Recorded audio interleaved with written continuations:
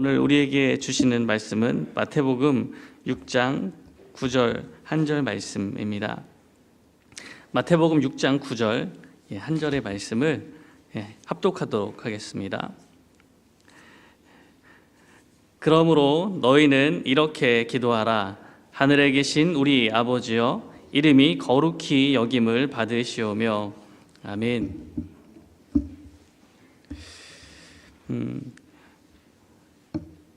주님의 기도를 따라서 말씀을 보고 있습니다. 오늘은 주기도문의 첫 번째 구절의 의미를 함께 살펴보고자 합니다. 원래 주기도문의 첫 번째 구절이 헬라어로 쓰여져 있다 보니까 순서가 우리랑 조금 달라요. 헬라어의 첫 번째 단어는 아버지라는 단어입니다. 아버지, 우리의 하늘에 계신 순서로 되어 있습니다.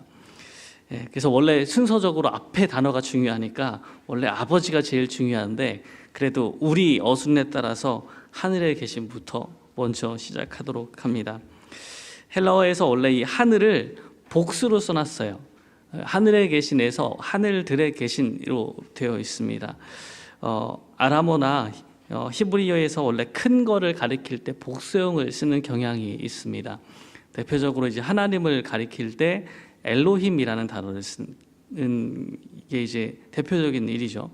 복수의 신들이라는 단어를 써서 크신 분을 가리키려고 복수를 쓰고 있는 겁니다. 여기서도 이제 하늘들에 계신이라는 말은 하나님의 계신 곳의 크심을 강조하고 있는 겁니다.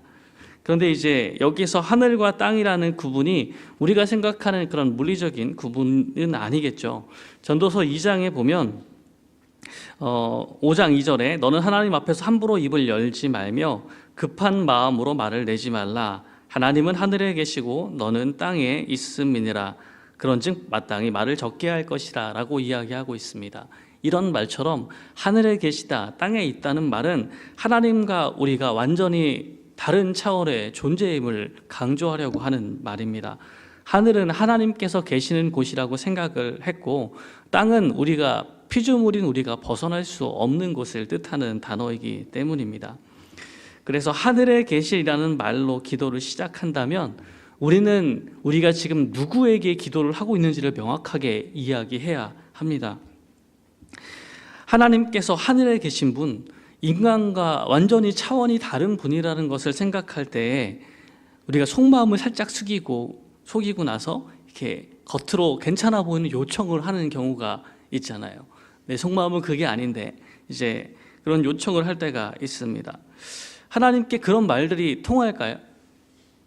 뭔가 이렇게 나의 그 마음을 싹 숨겨놓고 이렇게만 이야기하는 것들이, 그러한 기도가 하나님께 통한다고 생각을 하시나요? 우리가 하나님께 얼마나 많은 재물을 드릴 수 있는지는 모르지만 그 재물을 드려도 그 재물이 어디 속한 거예요? 땅에 속한 거죠. 하나님이 더 부유해지실 수 있나요? 아무리 많은 것들을 드릴지라도 다 불가능한 이야기들입니다. 우리는 하나님, 제가 이렇게 이것도 드리고 이것도 드리고 이것도 드렸잖아요. 뭐 좀 주세요라고 이야기합니다. 가능한 기도인가요? 불가능한 기도인가요? 가능하다고 생각하셨나요? 하늘에 계신 하나님 아버지를 이야기할 때 우리의 출발점은 하나님이 어떤 분이신가에서부터 시작을 하는 거예요. 하나님은 우리가 가진 제사의 제물을 원하시는 분이 아니라 우리의 마음과 삶 전체를 원하시는 분입니다. 사실 하나님께서 어떤 분이신지는 우리가 본능적으로도 잘 알고 있는 것 같아요. 근데 문제는 사실 너무 잘 알기 때문에 더 기도에 관심이 없어지는 것 같기도 합니다. 내가 원하는 게 있는데 그 얄팍한 나의 마음을 하나님이 아시니까 안 들어주실 것 같은 거예요. 더 기도 안 하는 거죠. 이거 기도 안 해야 되겠네? 이런 생각들을 하게 되는 겁니다. 내가 원하는 게 다르니까요. 하나님께서 내가 좀 사랑하는 우리 남편에게 좀 불만이 있는데 기도를 해야 되잖아요. 근데 기도를 하면 하나님이 꼭 어떻게 해주실 것 같은 거예요? 저 사람을 바꿨으면 좋겠는데, 저거 좀 고쳤으면 좋겠는데, 기도를 하면 어떤 일이 일어날 것 같아요? 하나님이 이게 전혀 말도 안 되게 나를 바꾸실 것 같은 예감이 막 들잖아요. 그럼 기도를 해야 안 해요? 그거 하면 안 되죠. 저 사람 바뀌어야지. 이게 이제 우리의 마음인 거죠. 흔히 하나님에 대해서 잘못된 기도 형태로 말하는 제일 중요한 이야기가 자판기 취급을 하는 거예요. 하나님께 자판기 취급을. 하나님께서 우리가 원하는 거를 이제 하나님께서 상품 진열 때 이렇게 올려놓으시면은 이제 동전을 넣어가지고 뽑는 거죠. 그 동전을 되게 뭐라고 생각해요? 기도라고 생각하는 거예요. 요즘 콜라 얼마나 해야지 뽑을 수 있죠? 옛날에는 500원이었는데 지금 막 1,000원이 넘어갔잖아요. 그냥 파는 가격이. 돈을 넣어야 됩니다. 예, 우리가 돈을 넣는데 콜라가 안 나와요. 둘 중에 하나죠. 기계가 고장이 나거나 동전이 부족하거나, 그렇죠? 그럼 자판기 같은 하나님을 생각하고 기도했는데 기도가 응답이 안 됐어요. 뭐가 문제예요? 하나님이 고장났거나 기도가 부족하거나 둘 중에 하나인 거예요. 그렇게 생각하시고 원망을 하셨다면 우리는 이렇게 기도를 해온 거죠. 근데 많은 분들이 내가 최소한 하나님을 자판기처럼 생각하지 않아 라고 얘기하십니다. 누가 그렇게 생각하고 기도를 하겠어요? 근데 이렇게 얘기하시는 분들도 있더라고요. 여러분, 밤에 야식을 시키기로 했어요. 예, 치킨을 만약에 시킨다고 생각을 해보세요. 저희가 막 여기 찾아올 때 그 집에 들어오면서 근처에 치킨을 뭘 배달시킬 수 있을까를 열심히 찾아봤거든요. 그랬더니 막 그 글들이 써 있었어요. 드디어 현공변에 교촌이 들어오다니 하면서 사람들이 막 반기는 글들이 막 써 있었거든요. 그래서 와, 여기 교촌 치킨도 있구나 이러면서 쳐다봤었는데, 여러분, 야식을 먹고 싶어요. 치킨을 시키고 싶어요. 그럼 뭘 고민하세요? 물어보죠. 뭐 먹고 싶어? 무슨 치킨 먹고 싶어? 어떤 맛으로 먹고 싶어? 이런 거 하잖아요. 그러면 그거 시킨 다음에 뭐 전화든 뭐 어플이든 주문을 했어요. 주문한 다음에 뭘 기다려요? 네. 우리가 기다리는 거는 잘못하면 안 되잖아요. 내가 원하는 그 와야 돼요. 그 맛이 와야 돼요. 가끔씩 좀 메뉴가 바꿔서 오는 경우가 있으니까 내가 딱 원하는 그 맛이 와야 돼. 황금 올리브가 오든지 와야 돼요. 그렇죠? 콤보가 오든지 와야 돼. 와야 되는데, 그럼 제일 중요한 거는 주문한 게 제대로 왔는가? 둘째는 빨리 왔나? 이거 두 가지가 돼. 배고파서 시켰는데 이 두 가지가 중요하니까요. 제대로 왔는가, 빨리 왔는가가 중요합니다. 혹시 우리가 하나님께 기도했는데 이 두 가지를 따지고 계시지 않으세요? 내가 하나님께 이렇게 기도했는데 주문이 제대로 들어갔는가? 제대로 배달이 됐나? 두 번째, 빨리 왔나? 이게 우리가 생각하는 거 아니에요? 비슷하죠? 이게 문제가 있어요. 왜냐하면 여러분, 치킨 시키실 때 그 닭 튀기는 사장님이 어떤 상품의 분인지 아세요? 이름은 알고 계세요? 아무도 관심이 없잖아요. 알 필요가 없잖아요. 하나님께 기도를 드렸는데 내 주문이 제대로 들어가서 제대로 왔나? 이게 빨리 왔나? 이걸 생각하고 있으면 누구한테 관심이 없는 거예요? 하나님한테 관심이 없는 거예요. 잘못된 기도입니다. 그 식으로 기도하고 계속 기대하고 계셨다면 우리는 무언가 잘못된 거예요. 신앙생활을 하면서 하나님이 누구신지 별로 관심이 없어요. 하나님에 대해서 알고 싶은 마음이 생기지가 않아요. 그러면 우리는 여전히 좀 잘못된 하나님을 생각하고 있는 겁니다. 하나님이 어떤 분이시라고요? 하늘에 계신 분이거든요. 그런 취급을 당하실 수가 없단 말이에요. 이 얘기를 조금 더 솔직하게 한 분의 시가 있어요.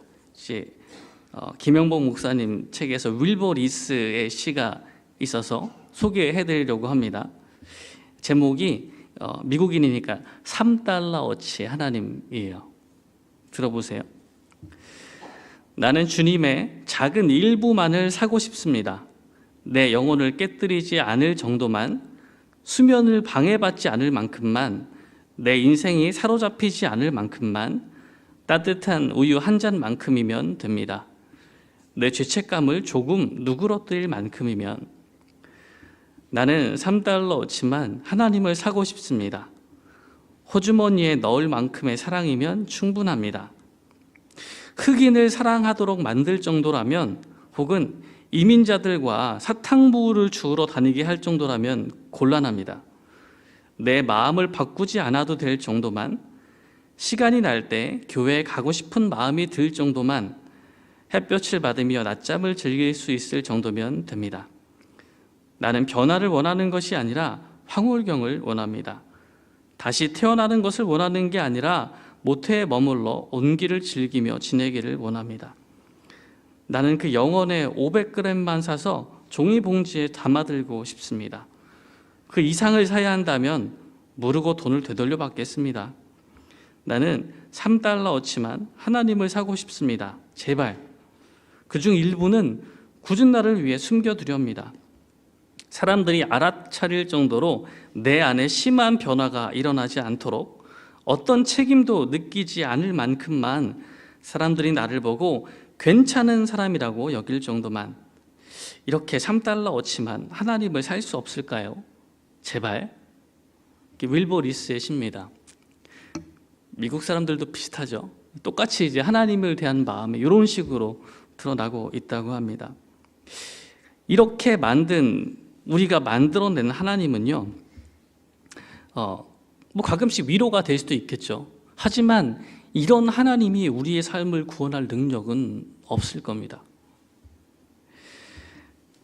하늘에 계신 그 다음에 우리가 시작되잖아요. 여러분 기도하실 때 어떻게 기도하세요? 뭐라고 부르고 시작했어요? 하나님 아버지로 시작하시죠. 하나님 아버지, 주기도문에 가르치시면 그 사이에 뭐가 있어요? 우리가 있어요. 우리의 기도에 늘 빼먹는 단어가 요 사이 단어를 하나 싹 뺍니다. 하나님 아버지, 하나님 우리 아버지예요. 하나님이요, 나만이 아니라 하나님을 찾는 모든 사람들의 아버지가 되어 주십니다. 하나님을 아버지라고 부르는 사람들이 모여서 여기서 형제와 자매가 됩니다. 교회를 이루게 되는 거죠. 그런데 아시다시피 내가 골라서 만나는 형제가 아니다 보니까 저희도 아이가 둘인데 저희가 보기엔 너무 예쁘고 아름답거든요. 세상에서 이렇게 예쁘고 아름다운 아이들이 없는데 둘끼리 엄청 싸워요. 걔네들은 서로 안 이쁜 거야. 그죠? 걔네들은 부모를 고른 적이 없어요. 내가 우리 오빠를 고른 적이 없고 내가 내 동생을 고른 적이 없어. 나도 남동생이나 형 있으면 좋겠다. 맨날 이런 얘기하고 자기가 고르고 싶으면 형을 골랐겠죠. 놀고 싶으니까. 그렇죠? 근데 고른 적이 없어요. 불만이 많아. 서로 안 좋아한단 말이에요. 맨날 싸워요. 자, 우리의 마음은 그래요. 교회 왔는데 내가 골라서 형제가 된 적이 없는 거예요. 하나님이 다 불러놓은 거야. 이렇게 데려와가지고 뭐가 생겨요? 문제가 생기죠. 그러니까 하나님 보시기엔 다 예쁘고 다 아름다운데 온 사람들은 치고받고 난린 거 이 안에서. 이게 교회예요. 이게 교회의 모습인 거죠. 그러다 보니까 사람들이 여기서 많이 상처받고 뭐 교회를 떠나고 이제 좀 조용히 좀 믿고 싶어. 교회는 좀 조용히 좀 다녀야지.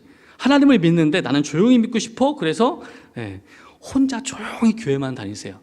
우리 정도 교회 규모에서는 조용히 다니기가 좀 어렵잖아요. 그래서 더 큰 데 가세요. 조용히 다니도록 아무도 몰라. 교회 다니는 거 이런 걸 난 교회를 조용히 다니고 싶어. 이런 분들이 계시거든요. 근데 하나님 누구의 아버지요? 우리 아버지요. 하나님은 우리 아버지신 거예요. 처음부터 나만을 위한 아버지가 아닌 거예요. 우리 사랑하는 시원이가 아빠, 이제 엄마 아빠는 내 아빠 내 엄마만 해야 돼. 그럼 되나요 그게? 그게 가능한 이야기예요? 불가능하죠. 걔네들은 분가할 때까지 평생 같이 살 거예요. 이게 현실인 거예요. 이게 하나님께서 우리에게 말씀하시는 것, 우리가 특별한 하나님의 목적을 위해서 나가서 무언가를 하기 전까지 같이 있는 게 당연한 겁니다. 하나님은 한 명도 놓치고 싶어 하지 않으실 거예요. 이런 이야기가 그 우리라는 말에 들어가 있습니다. 그 몰래 조용히 예배를 드리면서 난 좀 조용히 믿고 싶어요. 하나님을 난 잘 믿고 있어라고 말하는 분들은요, 자기는 신앙이 괜찮다 그러세요. 나 하나님 엄청 사랑한다고 내 신앙 괜찮대요.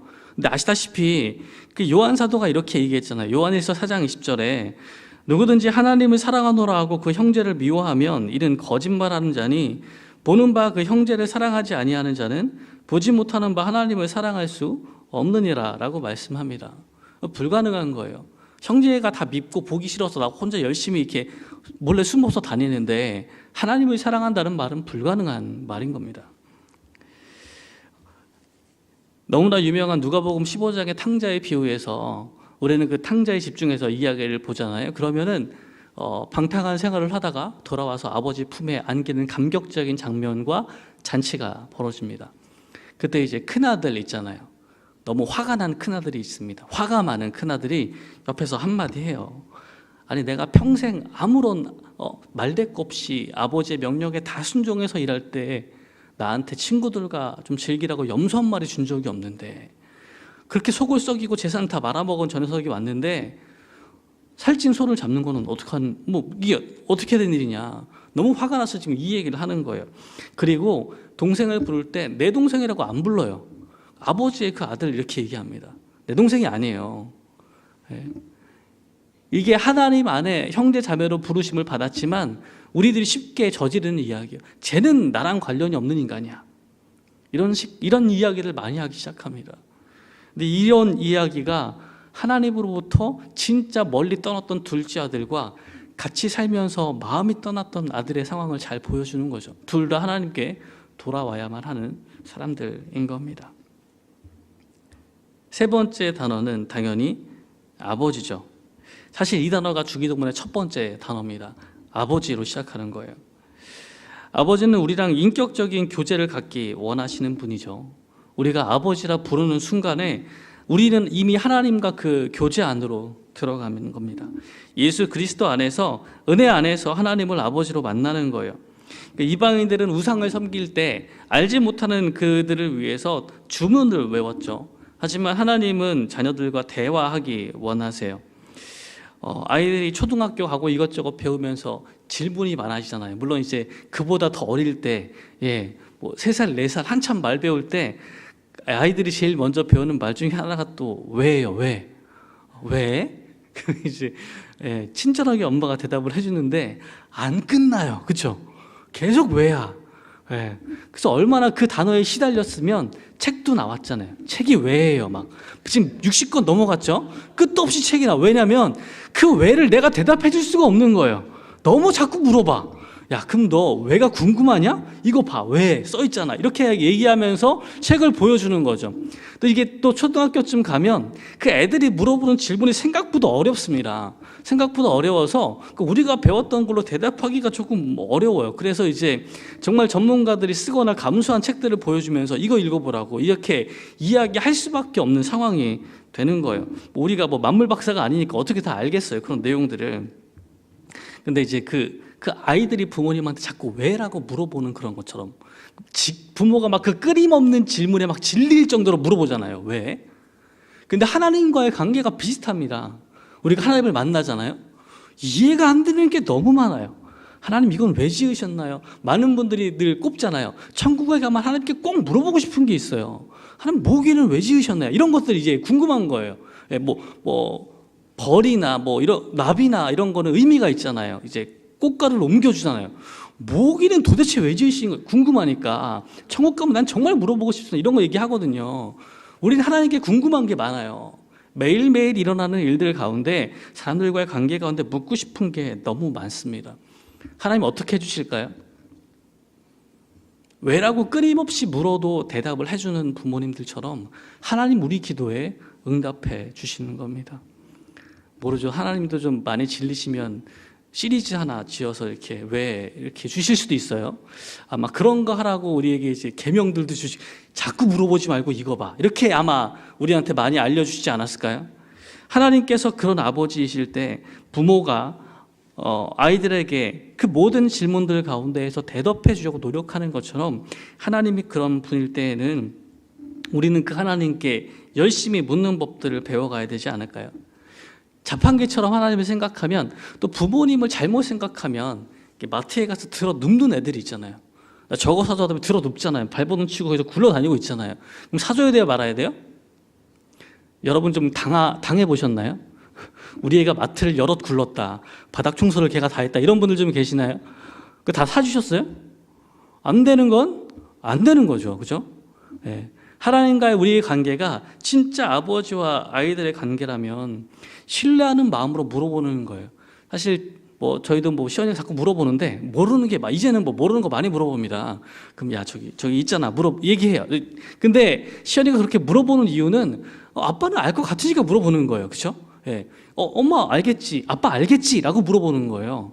우리가 하나님께 드리는 기도는 대부분 그런 신뢰에서 출발하는 거예요. 하나님 아시겠지. 이거 물어보면 하나님 대답해 주시겠지라는 마음으로 시작하는 겁니다. 그런 기도로, 그런 신뢰를 가지고 주님께 물을 때 우리에게 대답해 주시는 하나님을 만나게 됩니다. 말씀을 정리합니다. 하늘에 계신 우리 아버지를 이야기했습니다. 우리의 기도에서 잘못된 것들을 좀 고쳐 주셔야 돼요.